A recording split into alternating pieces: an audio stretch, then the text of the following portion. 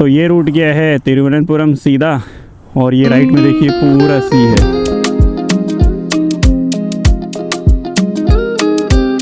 छोटे छोटे 3 गेट मिलते हैं। पहले गेट में भगवान के चरण दिखते हैं, दूसरे गेट में पूरे कोकोनट ट्रीज यहाँ पे, और हाइट से बहुत ही सुंदर लग रहे हैं। जो वर्कला सिटी है बहुत ही साफ़ सुथरी, नीट क्लीन ग्रीन। यहाँ पर पीछे टेंपल है तो वहीं पर जाते हैं, और अभी वो पास में ही धोती वगैरह भी मिल जाएगा। अगर लोग सपोर्टिव नहीं होते तो बिना मोबाइल के एक्सप्लोर करना बहुत मुश्किल हो जाता।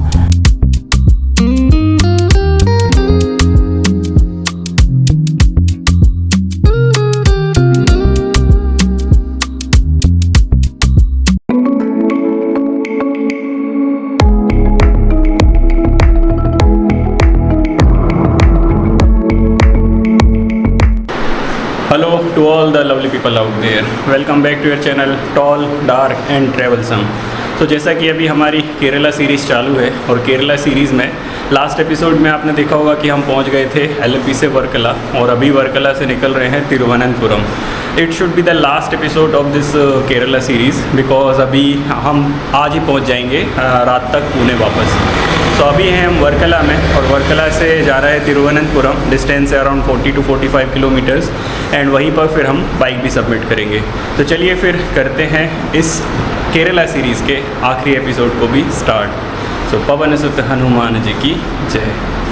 तो चलिए फिर करते हैं शुरुआत टुवर्ड्स तिरुवनंतपुरम एयरपोर्ट। अभी बजा है दिन का 12। तिरुवनंतपुरम की डिस्टेंस है अराउंड 40-45 किलोमीटर्स फ्रॉम हेयर, और हमारी फ़्लाइट है रात में, तो आराम से लगभग 2-3 बजे तक धीरे धीरे भी गए तो पहुंच जाएंगे। और फिर देखते हैं तिरुवनंतपुरम दिन भर में क्या करते हैं। अभी तो यहाँ बहुत ज़्यादा गर्मी है, तो यहाँ से जल्दी से निकला जाए। ये जो वर्कला सिटी है बहुत ही साफ़ सुथरी, नीट क्लीन ग्रीन और वेल मेंटेन्ड सिटी है। बहुत ही मस्त वाइब्स हैं इसकी, और बहुत ही अच्छा लगता है। छोटा सा है, रोड भी बहुत अच्छी हैं। चाहे आप अंदर किन्हीं भी गलियों में जाएं, हर जगह आपको एकदम पक्की और शानदार वाली रोड मिलेगी। ये वर्कला फेमस है अपने सीनिक और ब्यूटीफुल बीचेस के लिए, जिनमें से कल हमने कपिल बीच और आज सुबह हमने वर्कला बीच, इन दो को एक्सप्लोर किया, और सच में वो बहुत ही सुंदर थे। और ये सिटी और थोड़ा सा मार्केट भी एक्सप्लोर करने का प्लान था रात में, लेकिन बहुत तेज़ बारिश आ गई, तो बारिश के कारण जा नहीं पाए। बट एनीवेज अच्छा था जो भी यहाँ पर था स्टे। इसके अलावा अभी हम जा रहे हैं तिरुवनंतपुरम, और प्लान तो था कि जटायू सेंटर भी जाएं, बट तिरुवनंतपुरम और जटायू सेंटर दोनों अपोजिट डायरेक्शंस में हैं, और दोनों का डिस्टेंस भी ऑलमोस्ट सेम ही है। तो अभी हमारी फ़्लाइट है तिरुवनंतपुरम से, तो इसलिए अभी वहाँ जाते हैं, और वहीं पर कोई होटल वगैरह या कुछ तो ऐसा लेने का प्लान चल रहा है, बट देखते हैं क्या होता है। अभी सब कुछ रैंडम है, कुछ भी अभी फिक्स नहीं है। एंड उसके बाद फिर अगर टाइम मिलता है और अगर शाम को हम फ्री हो गए तो फिर पद्मनाभ मंदिर ज़रूर जा सकते हैं तिरुवनंतपुरम में।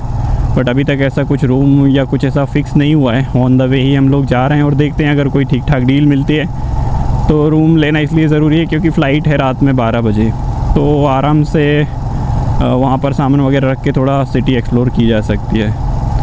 देखते हैं अभी कहाँ और कैसे पहुँचते हैं।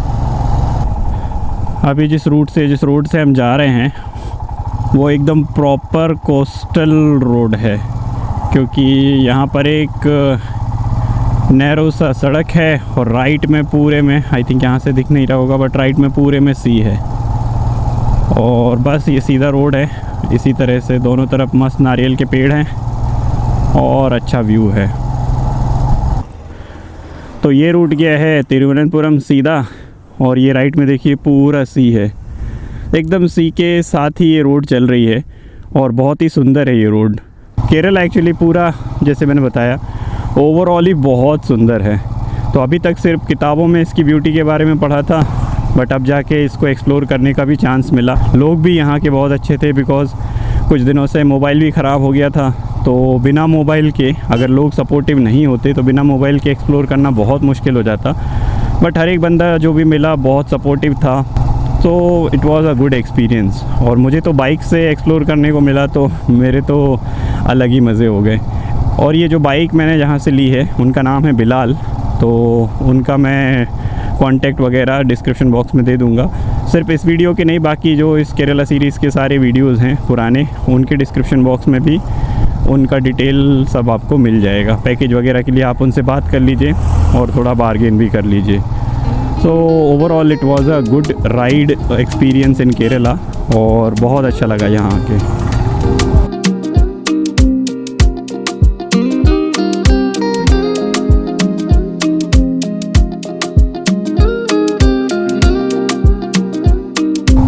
देखिए ब्रिज से सामने सारे के सारे पेड़ नारियल के ही हैं, पूरे कोकोनट ट्रीज़ यहाँ पे, और हाइट से बहुत ही सुंदर लग रहे हैं। और ब्रिज के दोनों तरफ मस्त उसका समुद्र का बैक वाटर्स है। ये देखिए कितना सुंदर लग रहा है। तो पहुँच चुके हैं तिरुवनंतपुरम एयरपोर्ट एरिया, और तिरुवनंतपुरम में 2 टर्मिनस हैं, T1 और T2। T2 जो है वो है अंतर्राष्ट्रीय इंटरनेशनल एयरपोर्ट, और T1 जो है वो है डोमेस्टिक के लिए। सो गाइस फ़्लाइट है T1 से, और पास ही मुझे एक होटल मिल गया जिसका नाम है सी डाउन स्टे। तो इसका भी मैं एक रूम टूर दे देता हूँ। सो ये थोड़ा सा लॉबी काइंड ऑफ एरिया है, विंडो, यहाँ पर कुछ और रूम्स हैं। मुझे रूम मिला है वो है ये 201। तो ये अच्छा बेसिक सा रूम है, और कुछ उसी तरह का बेसिक सा रूम मुझे चाहिए था, जिसमें एक ये डबल बेड है, एक और एडिशनल बेड है, एसी है, again a window I think जहाँ से रोड का व्यू होगा, देन टीवी, बेसिक सा टेबल, यहाँ पर अलमीरा भी है, एंड देन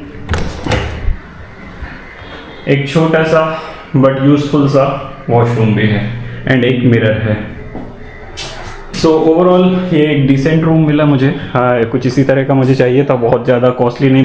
तो ये मिला है मुझे 1500 रुपीज़ में फॉर द होल डे।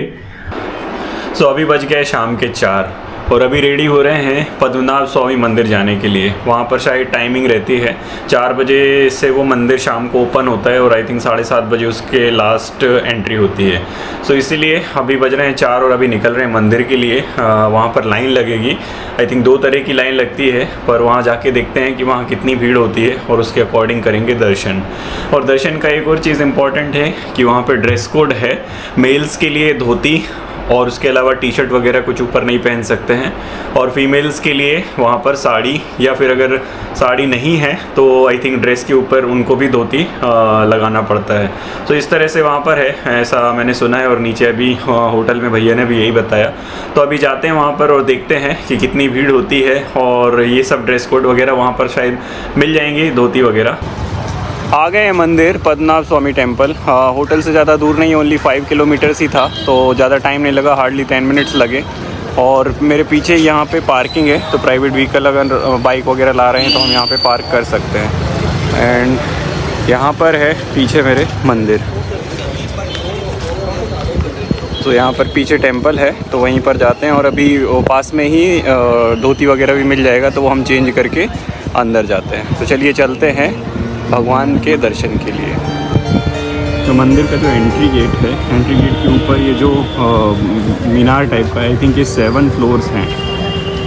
चलिए जाते हैं, और बहुत ही रिचेस्ट टेम्पल है ये, one of the richest temple in the world है।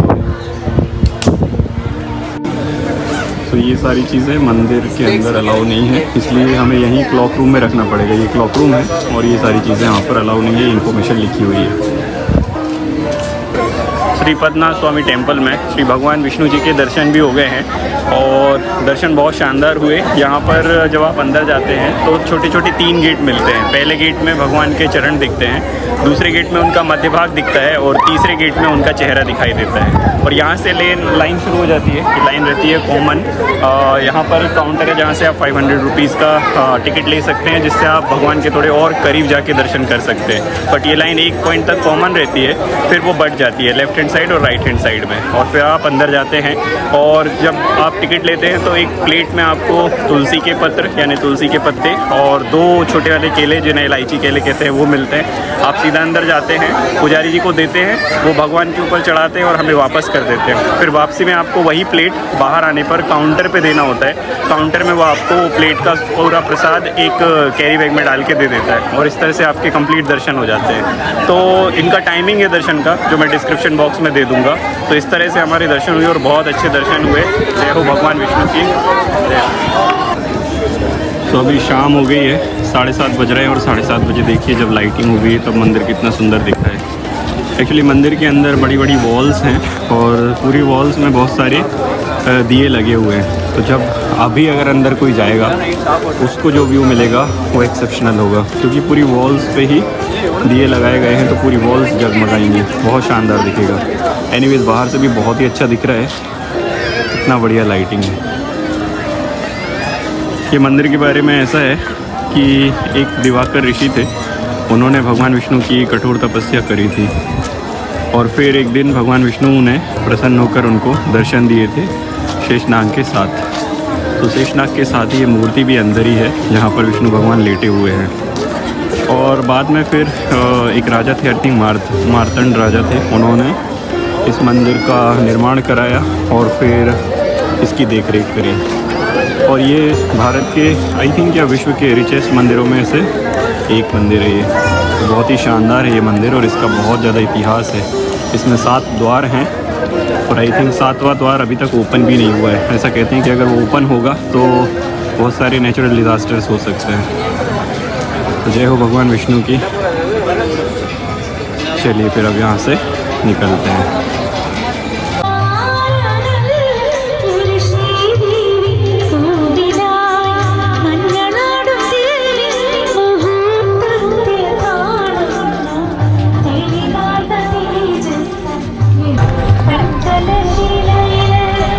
तो मंदिर में दर्शन करने के बाद कुछ था नहीं करने को, तो यहीं पास में एक बीच है, संगम बीच ऐसा कुछ नाम है उसका।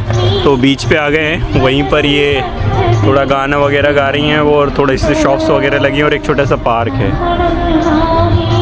तो देखिए यहाँ पे इंडियन एयरफोर्स का एक हेलीकॉप्टर रखा हुआ है। जैसे पुणे एयरपोर्ट के पास में ही एयरफोर्स का एक स्टेशन है, वैसे यहाँ पर तिरुवनंतपुरम में भी एक एयरफोर्स स्टेशन है और उसके कारण यहाँ पर ये रखा हुआ है।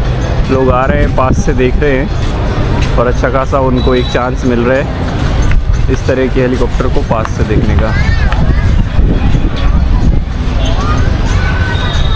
जय हिंद। So guys security check in भी हो गया है और लगेज भी चेक इन हो गया है और अब बस गेट की तरफ जा रहे हैं। गेट नंबर 3 से होगा डिपार्चर। सो अभी बस गेट नंबर 3 की तरफ जा रहे हैं और वहीं पर लगभग 1-1.5 घंटे वेट करते हैं और उसके बाद फिर होगा फ्लाइट में बोर्डिंग।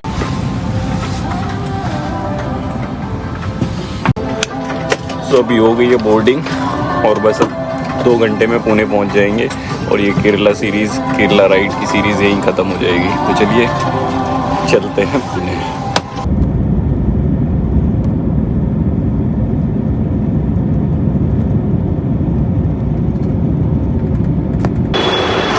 तो आ चुके हैं वापस पुणे एयरपोर्ट। ये जो केरला सीरीज़ जिस एयरपोर्ट से शुरू करी थी वहीं पे ख़त्म भी करते हैं और अब पहुंचते हैं room. Finally home sweet home. तो finally back to Pune now and अभी बज रहा है सुबह का 4:30 और मैं आ चुका हूँ अपने रूम पर। सो बहुत अच्छा लगा गाइज, ये 6 दिन कब निकल गए पता नहीं चला। बहुत ही शानदार राइड रही, मैंने तो हर एक राइड को बहुत एंजॉय किया एंड आई होप आपने भी मेरे साथ इन सारी राइड्स को एंजॉय किया होगा। सो इस final episode of this Kerala series को भी मैं यहीं एंड करता हूँ।